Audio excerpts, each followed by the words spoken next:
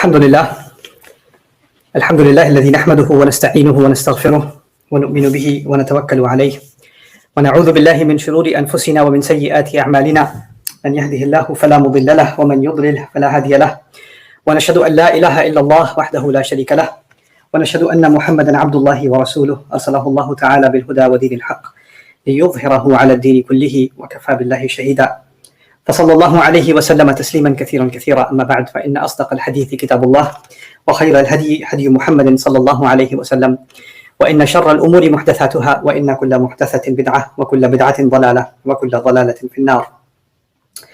قال الله عز وجل في كتابه الكريم بعد أن أقول أعوذ بالله من الشيطان الرجيم فأتيا فرعون فقولا إنا رسول رب العالمين أن أرسل معنا بني إسرائيل قال ألم نربك فينا وليدا ولبثت فينا من عمرك سنين وفعلت فعلتك التي فعلت وأنت من الكافرين.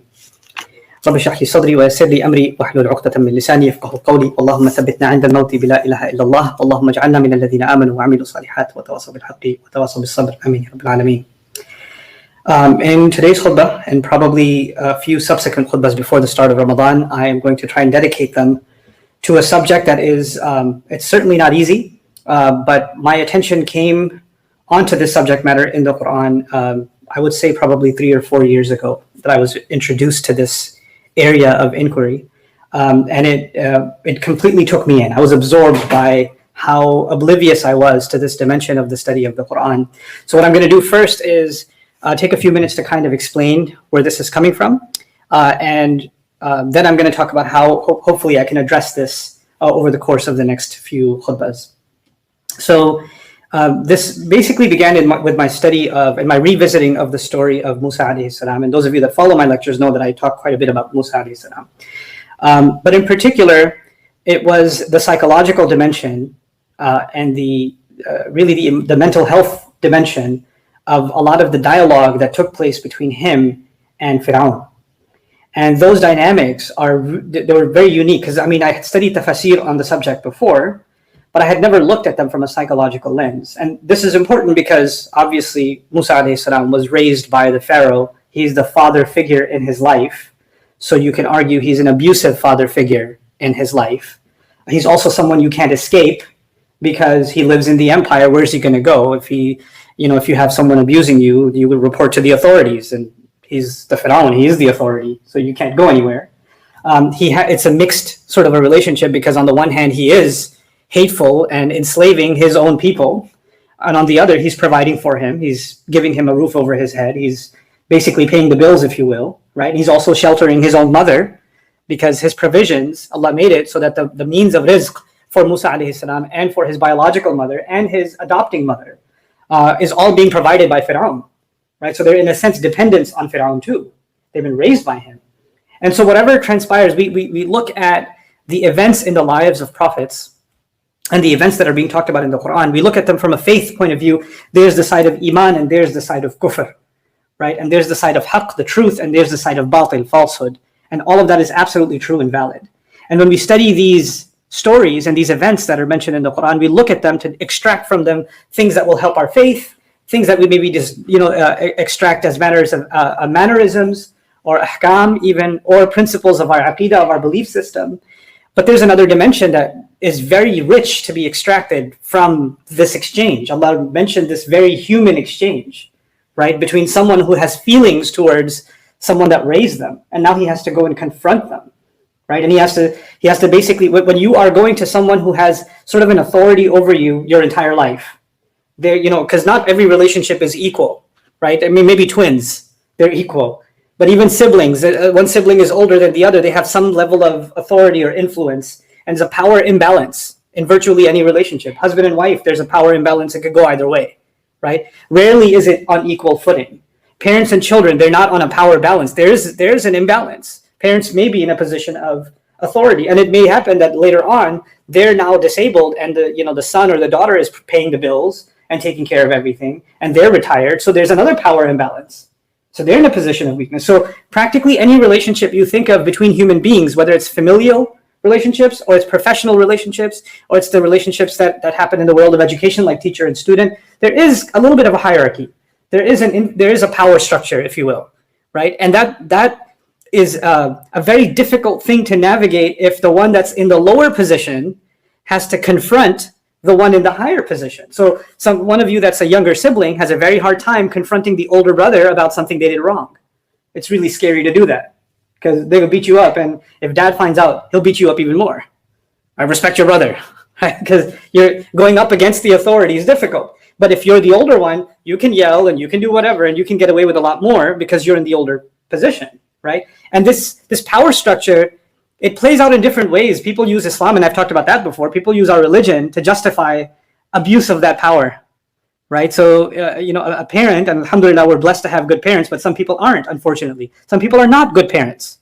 I recently received a message from somebody, a student of mine, who spoke to me in confidence. So obviously I won't, expose the entirety of the story, but the gist of the matter was a parent tells them they're a loser and they will amount to nothing in life, and the bad things that happen to them is because they deserve them. And the child turned back to the parent and said, "Why are you talking to me like this?" And the parent literally told them, "My parents spoke to me like this, so I can speak to you like this." So they got to abuse me, but because I was in a powerless position, but now I'm in this powerful position, so now I get to abuse you, right? So this, the power structures being used as a means of abuse happens in families and in life all the time. And it can be a very traumatic thing because family is a place, by definition, that is supposed to be like, even, for example, when Allah describes marriage, right? When a man's going to marry a woman, he describes the men as they're supposed to be muhsinin with a sad, not with a sin, with a sad.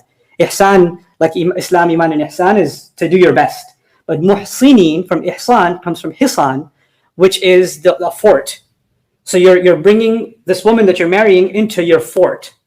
So you're protecting her from the outside world. You're protecting her dignity, you're providing for her. And if you think of the ancient forts, they weren't just protection from the enemy on the outside, they were complete means of privacy. The outside world doesn't know what's going on inside, and they would have months and years of food supply inside the fort in case of a siege, right? So it's providing for her, protecting her. All of it is coming in one. And of course, it's a matter of prestige to be living in a fort. So you're honoring her too. So those matters of protection are fundamental to family relationships because we're supposed to be safest with our own family. We're supposed to be safest with those that are closest to us. We're supposed to have our guard down. You have your guard up with a stranger. If a stranger says something to you, you could be a little bit guarded. You could take it with a grain of salt. Well, I don't really know their agenda. But your family member, you don't have any assumptions that they mean harm towards me. You have your guard completely down. You're completely vulnerable before them, and they're vulnerable before you. At least that's how things are supposed to be. But too often, they're not like that. And it's not because you're not a good person or they're not a good... And, Allah gave us these remarkable examples to remind us that even the best people had very difficult family situations, right? So Musa alayhi salam, the most mentioned prophet in the Quran, has an abusive father figure, right? And the actual biological father figure is unnamed, almost absent from his life. And, not having a father figure in your life is also a traumatic experience, right? So there are multiple things from a psychological point of view at play that have to be taken into consideration that open the doors for a lot of guidance. Now, the reason I wanted to kind of enter into this subject a little bit is because often people experience things in life and they get so hurt by them that they start losing, they become depressed, right? They become emotionally numb. They don't feel motivated. They don't feel like eating. They don't feel like going out with their friends. They don't feel like doing anything. They don't feel like taking care of their health. They don't feel like watching TV. They don't feel like doing, and they also don't feel like praying. They also don't feel like reciting Quran. They also don't feel like listening to something about Islam. They feel unmotivated, right? So even if they hear something about the rewards of heaven or the terror of hell, it doesn't do anything to them. And so they start thinking that they're losing their iman, right? Because you're not feeling anything and you're not feeling motivated to pray, so you must be losing your iman. And then when they start feeling that way, then they start blaming themselves. They were already depressed because of whatever bad thing happened, and they were becoming emotionally numb because of that. On top of that, there's a new depression that I'm going to hell also because I can't feel any iman inside me. You understand? So it spirals into a much worse problem. It started off as an emotional crisis, and it turns into a spiritual crisis. It's a crisis of iman itself, right? The problem is when you have when the root of something, the root problem is emotional. It's psychological. And now you're seeking solutions from the spiritual world. But if the root problem, for example, if the root problem was you have high sugar, right? You're heading towards diabetes, you have high sugar, then the solution to that problem, in addition to the Quran you're going to recite and the du'as you're going to make, is not going to get solved if you don't stop eating too much sugar. You understand? Like, that biological problem does not only have a spiritual solution. But for some reason, we've decided or we've assumed that when we have an emotional crisis, there has to only be a spiritual solution. Right? Which dua can I recite that I'll start feeling better? I keep getting anxiety. I keep feeling hopeless. Give me something I can recite that'll make me feel better. You're looking for a spiritual solution, but if you don't address that spiritual crisis came into existence as a result of an emotional crisis, and you don't address that emotional crisis, then you're not going to be addressing the real problem. And you're putting the remedy on top of a spiritual solution and it's not working, and you become hopeless even in the spiritual solution, and it becomes a big giant crisis of faith. You understand? So this is why when I looked at it from this point of view a couple of years ago, I realized something. Allah it's very limiting to talk about the Quran in a way that we think only offers spiritual solutions. That remembering Allah is all he talks about. Remembering Allah is a very powerful thing, and it's a multidimensional thing. It's a huge thing, but it's not the only thing Allah talks about. Allah actually does talk about emotional trauma and crisis, and he does talk about how to navigate that crisis and how to address it.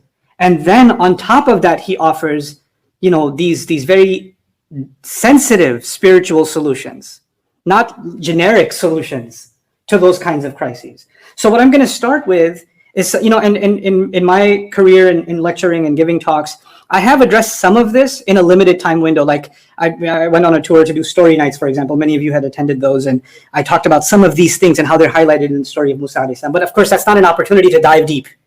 So what I'm hoping to do in these khutbahs is to kind of take a closer look at some things that are going on in these ayat from this point of view. So today's khutbah is going to be dedicated to one dimension of that. And I've taken quite a bit of time for this introduction, but I thought it was necessary. And we're going to look deeper at the word trauma. Of course, in the medical community, when someone's coming in with trauma, it's kind of like a blunt force trauma, or it's some kind of an injury, it's a broken bone or a leg or a stab wound or a gunshot wound or something like that. But in the world of psychology, or in the dictionary sense, a deeply distressing, I'm reading the dictionary definition now, a deeply distressing or disturbing experience, emotional shock following a stressful event or a physical injury, which may be associated with physical shock and sometimes leads to long-term neurosis. Neurosis meaning long-term depression, long-term anxiety, long-term negative emotional consequences. That's when you've experienced a trauma. You had a terrible experience. It keeps coming back to you. You keep thinking about it over and over again. When you see that person who caused it to you, who said those horrible words to you, everything starts playing in your mind all over again. You revisit that terrible experience, right? So that's kind of the idea behind trauma. Now, the kind of trauma that I wanted to highlight today is the kind of trauma that comes from complicated relationships. And that's why I brought up the example of Musa alayhi salam, and that's why I recited those ayat from Surah Al-Shu'ara. So Musa alayhi salam is coming back to his home where he was basically raised, but he's coming not as the son of the Pharaoh, the beloved son, who messed up and ran away from home, which is already pretty complicated, but he's coming home to declare that he's a messenger of Allah. And he's coming home to tell the king, who calls himself God, that I come on behalf of the real God. You aren't it. So he's going to commit the worst crime in the kingdom of Egypt, which is to defy the ultimate authority, the king, to his face. And to do that in his own court. And where it's coming from is from his own son, declared son, right? Now, I want you to think of it from the other side, from Fir'aun's point of view. I know that sounds astaghfirullah al-azim, but stop for a moment and just think. In his mind, I had this boy that I raised, that I have given nothing but love to, that I know is not from my race, that I know is from the slave race, and I should have slaughtered him, but I allowed him not only to live, but to live the life of a prince. I gave him this life. And the next thing I know, I hear he killed someone, one of our own. And not only did he kill someone, he didn't take responsibility for what he did, he ran away. And now he shows up after so long, and I'm thinking he's going to come in and he's going to apologize for what he did, and he's going to take his place back. Maybe he'll think that I'll forgive him because I've given him so much love before. Maybe I will forgive him. Maybe I will, because he still had a soft corner for him. So he's expecting something from his humbled son, right? And yet the son came to humble the father. You see the problem? So he comes in and he's going to tell his father figure, and you, by the way, when you come into the king's court, there's supposed to be some decorum. There's supposed to be some show of respect. There's supposed to be, it's an honor to meet you. Thank you for seeing me. I know it's difficult. I grovel at your feet for what I have done. Some show of humility and some show of the grandeur of the king. He walks in and Allah has commanded him, so he has no choice in even picking his own words.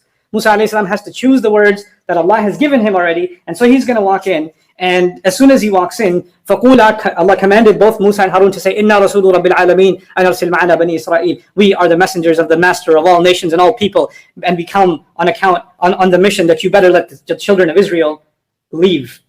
You, the criminal that has enslaved them, you better let them go. So he's going to come in with this, basically coming in swinging, right? He's taking shots as soon as he walks in. From the point of view of the father figure, this is the ultimate disrespect. What? You're going to talk to me like this? Are you serious? Did that just come out of your mouth? So from his point of view, this is betrayal. From Fir'aun's point of view, it's betrayal. It's disrespect. It's disregard.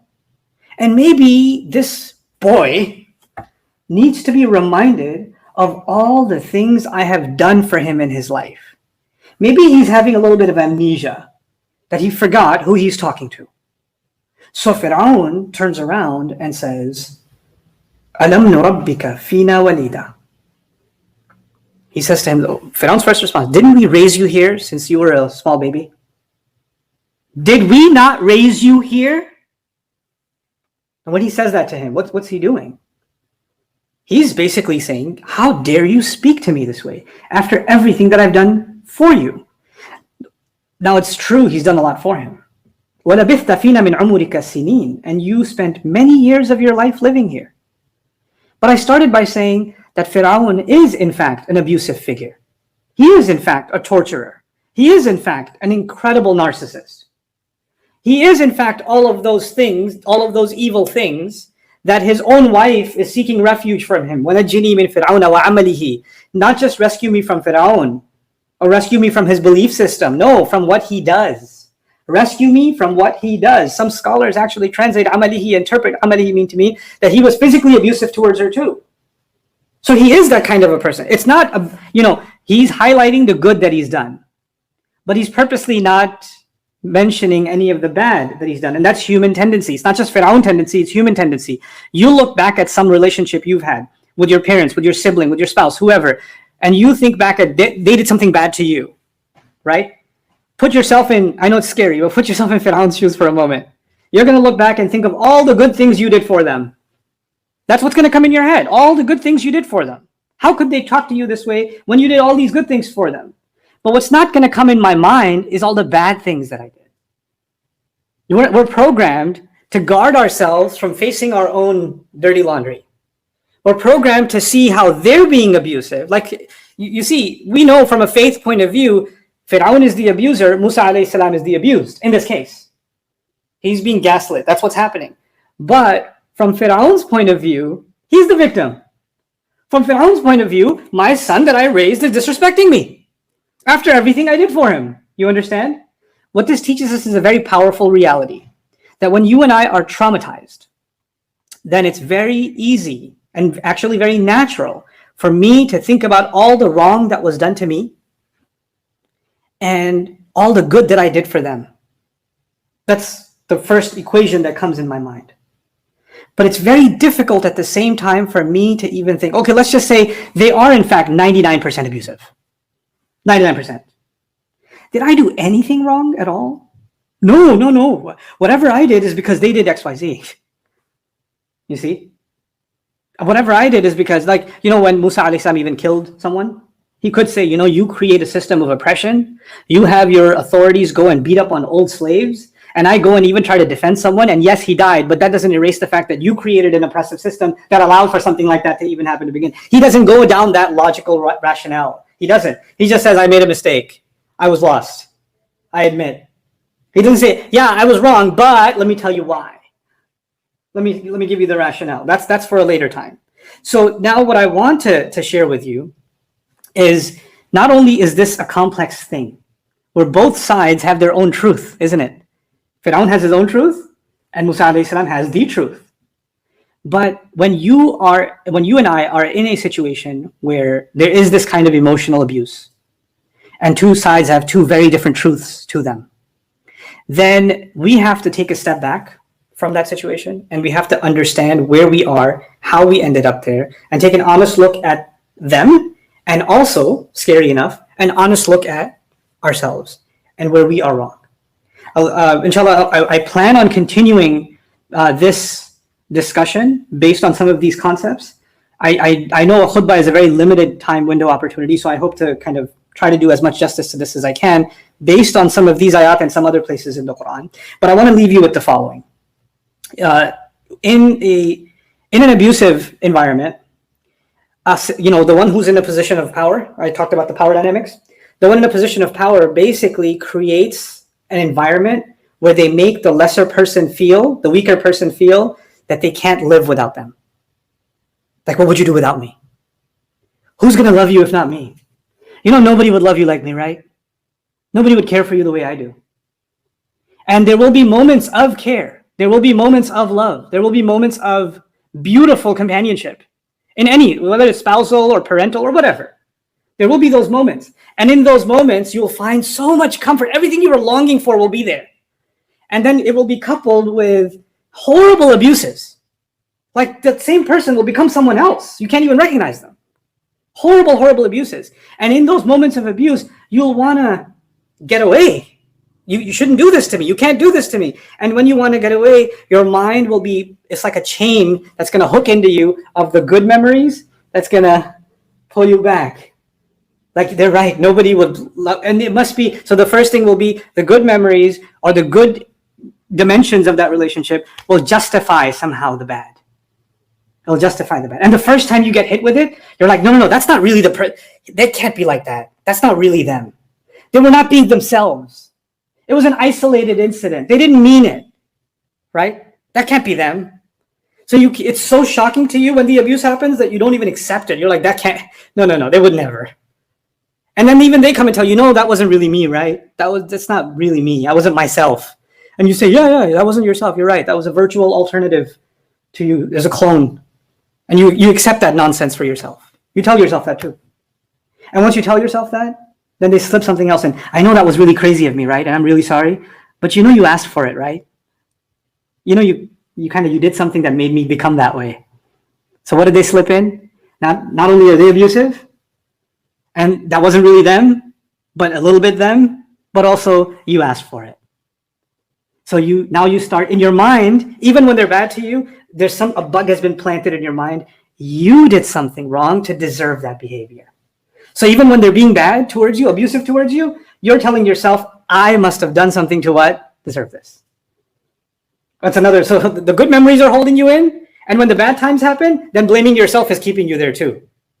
I'm so bad to them. Of course they're going to be like this. Because normally they're so loving towards me. They turned into this monster because I made them into a monster. That's why they're acting like this. That's why they're doing that to me. And they're convincing you of this picture of blaming yourself. And if you can't even blame yourself anymore, then you train yourself to justify their behavior. So you come up with, they're under a lot of stress. Oh, they're going through so much. That's why they're like that sometimes. That's not really who they are, though. I mean, what do you expect? They're just human, right? So this is called istighfaf, by the way. Fir'aun used it for his people. Yastafizzahum. Istighfaf and istifzaz, both of those words. I've talked about it a long time ago. And then, of course, the final is, it's not that bad. I mean, if you compare the good to the bad, the good is so much more. So you just look at the bright side and be grateful, right? To blind yourself to the bad. What is Fir'aun doing? What did Fir'aun do when Musa alayhi salam came back? Didn't I raise you here since you were a baby? Didn't you live many years of your life here? Isn't that the good? So let's highlight the good. Let's gloss over all the bad that doesn't need to be addressed. So what happens with most people? They swing one of two ways. Either they only remember the bad, or they only remember the good. And what I'm hoping that we learn from all of this is we have to take a step back, control our own emotions, not put those blinders on and let those manipulations go, and be able to see the good for the good and the bad for the bad. Because only then you can figure out what to do with your life. Only then you can figure out there's a cycle. Only then you can figure out how to be empowered. And that's a lot of what we're going to learn, inshallah ta'ala, from this dialogue. It's so rich with this level of psychology and this level of guidance. It starts with emotional guidance, and it's going to turn into spiritual guidance, as we see. Both of them are related. Just like an emotional crisis becomes a faith crisis, a spiritual crisis, the emotional solutions in the Quran are going to become spiritual solutions. They're connected too. They're intertwined as well. Barakallahu li wa lakum fil Qur'an al-Hakim wa nafa'ani wa iyyakum bil ayati wa dhikri al-Hakim. الحمد لله وكفى والصلاة والسلام على عباده الذين اصطفى خصوصا على أفضلهم وخاتم النبيين محمد الأمين وعلى آله وصحبه أجمعين. قال الله عز وجل في كتابه الكريم بعد أن أقول أعوذ بالله من الشيطان الرجيم إن الله وملائكته يصلون على النبي يا أيها الذين آمنوا صلوا عليه وسلموا تسليما. اللهم صل على محمد وعلى آل محمد كما صليت على إبراهيم وعلى آل إبراهيم في العالمين إنك حميد مجيد. اللهم بارك على محمد وعلى آل محمد كما باركت على إبراهيم وعلى آل إبراهيم في العالمين إنك حميد مجيد. عباد الله رحمكم الله، اتقوا الله. إن الله يأمر بالعدل والإحسان وإيتاء ذي القربى وينهى عن الفحشاء والمنكر ولذكر الله أكبر والله يعلم ما تصنعون. أقم الصلاة إن الصلاة كانت على المؤمنين كتابا موقوتا.